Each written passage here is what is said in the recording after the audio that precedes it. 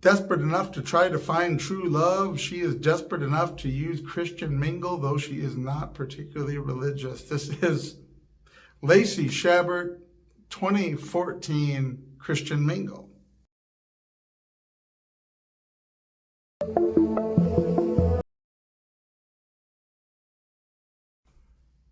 So anytime you have a film named after a dating app and website, you gotta be suspicious that it's a commercial. As somebody that once upon a time tried to use Christian Mingle and discovered that it was a disaster, it was sort of fascinating. I think the only reason I watched any of this film was because it popped up as one recommended to me. And I remember the 90s Lost in Space. Lacey Chabert was a little girl, and then suddenly she was back several years beyond that as Mean Girls, variety of things. And it is interesting when you see these films that are about faith. They tend to be a couple of different ways. The predictable Hollywood attack on religious people, or they're made by people of faith, for people of faith, and they end up coming out really preachy and sort of vacuous.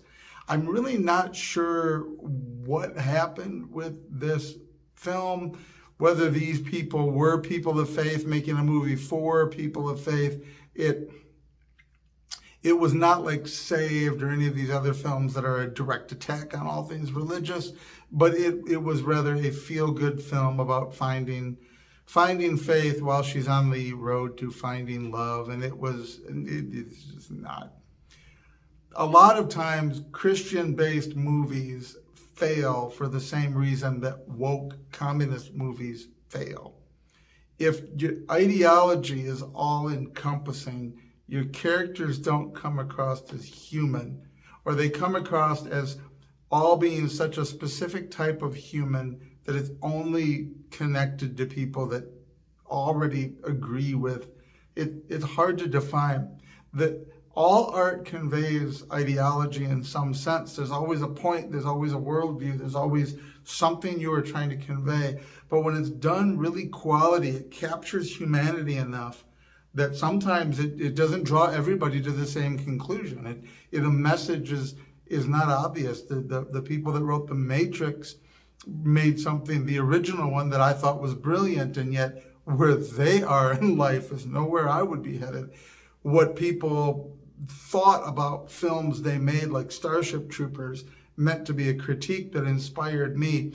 If art is done really well, it conveys multiple possible outcomes. It approaches you on a human level where maybe you're wanting to say this thing, but it isn't entirely clear. If it's so clear because you're looking at the camera saying, this is what this means.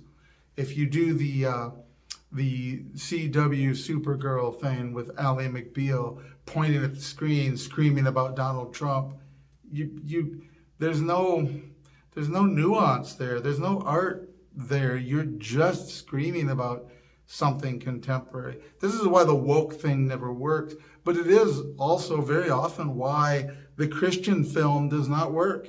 If you make this film for this purpose, with this purpose in mind, you end up with people that even if you like them and you feel that they're pleasant characters, they end up very plastic. It ends up very obvious. It ends up obvious to the point of being crude or crass in its own artistic sort of way. Like, it's just dull.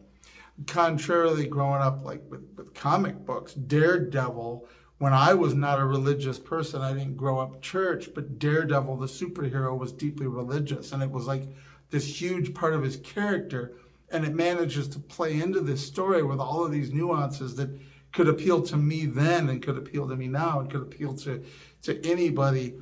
But if there's something happens when you take a story and say, we're going to make this story to only be Christian and to convey this Christian idea, and here's our Christian message, and here's our people that are Christian or will become Christian, it almost invariably comes out bad, the same way that making everybody communist and everybody woke and everything will support the party line and everything, they tend to come out just not well.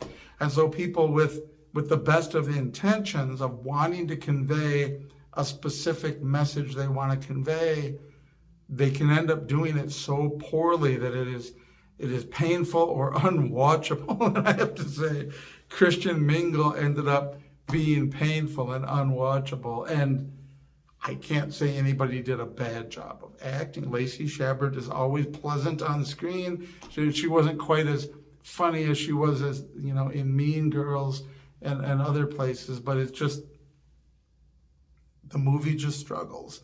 And so it's out there, it's available, it's free. It can make me want to go back to Christian Mingle under any circumstances as a website or an app. But nevertheless, the film is just poor.